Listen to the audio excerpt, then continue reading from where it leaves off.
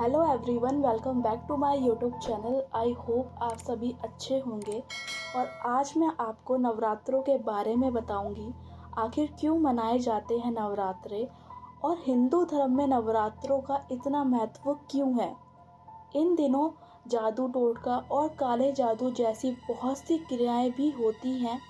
अगर आपको इन सब चीज़ों के बारे में जानना है तो वीडियो को पूरा ज़रूर देखें।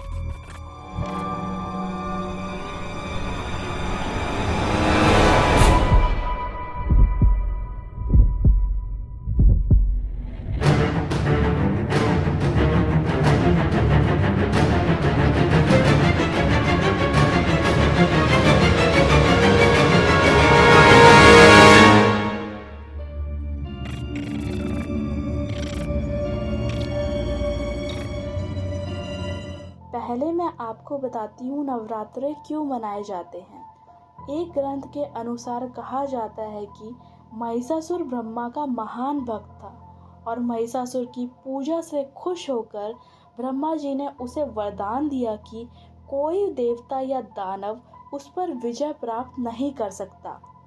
वरदान के मिलते ही उसने शक्तियों का बहुत गलत इस्तेमाल किया। महिषासुर स्वर्ग लोक के देवताओं को सताने लगा और पृथ्वी पर भी लोगों को बहुत परेशान किया। उसने स्वर्ग पर एक बार अचानक आक्रमण कर दिया और इंद्र को हराकर स्वर्ग पर अधिकार कर लिया और सभी देवताओं को वहां से भगा दिया।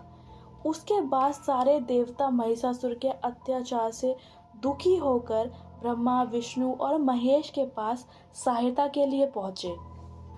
फिर सब देवताओं ने एक साथ मिलकर महिषासुर से युद्ध किया, पर वो युद्ध में हार गए। महिषासुर का आतंक बढ़ता ही जा रहा था और उसके डर की वजह से सारे देवताओं को पृथ्वी पर छुपकर रहना पड़ रहा था। बहुत से देवता महिषासुर के हाथों मारे भी जा रहे थे। ये सब देख भगवान ब्रह्मा, विष्णु, शिव और अन्य देवताओं को बहुत ही ज़्यादा गुस्सा आया और सब देवताओं के शरीर से एक महान तेज प्रकट हुआ और माँ दुर्गा की रचना हुई। इन देवी की उत्पत्ति महिषासुर के अंत के लिए हुई थी, इसलिए इन्हें महिषासुर मर्दिनी भी कहा जाता है। देवताओं के तेज से प्रकट हुई देवी को देखकर पीड़ित देवता बहुत प्रसन्न हुए। भगवान शिव ने अपना त्रिशूल देवी को दिया। भगवान विष्णु ने भी चक्र देवी को प्रदान किया। इसी प्रकार सभी देवी देवताओं ने अनेक प्रकार के अस्त्र शस्त्र देवी के हाथों में सजा दिए और माँ दुर्गा बहुत ही शक्तिशाली हो गई। 9 दिनों तक महिषासुर और माँ दुर्गा का युद्ध हुआ और अंत में आकर माँ दुर्गा ने महिषासुर का वध किया और संसार की रक्षा की, देवताओं की रक्षा की, जिस वजह से आज हम 9 दिनों तक माँ दुर्गा की पूजा करते हैं। इसे ही नवरात्रे कहा जाता है। नवरात्रि में एक और जहाँ माता के अनेक विविध रूपों की पूजा की जाती है, वहीं इन 9 दिनों में कई तरह के टोटके भी अपनाए जाते हैं।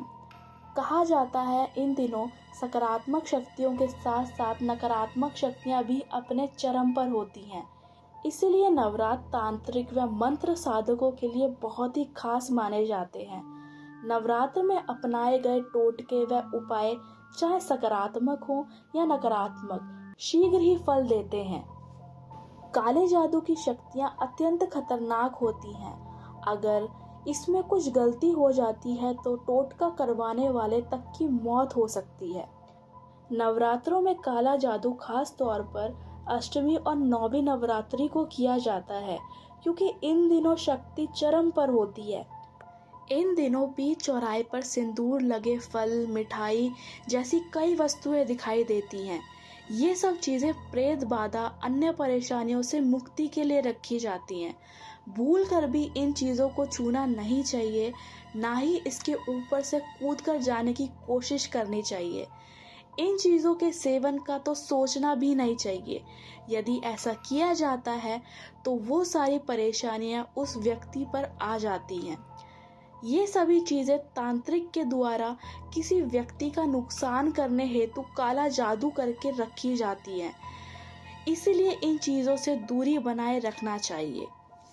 वैसे देखा जाए तो नवरात्रों में काला जादू, टोना टोटका पूरे भारत में किया जाता है, लेकिन भारत के एक दो ऐसे राज्य हैं जहाँ नवरात्रों में इन चीज़ों को सबसे ज़्यादा किया जाता है, जिसमें से एक है बंगाल।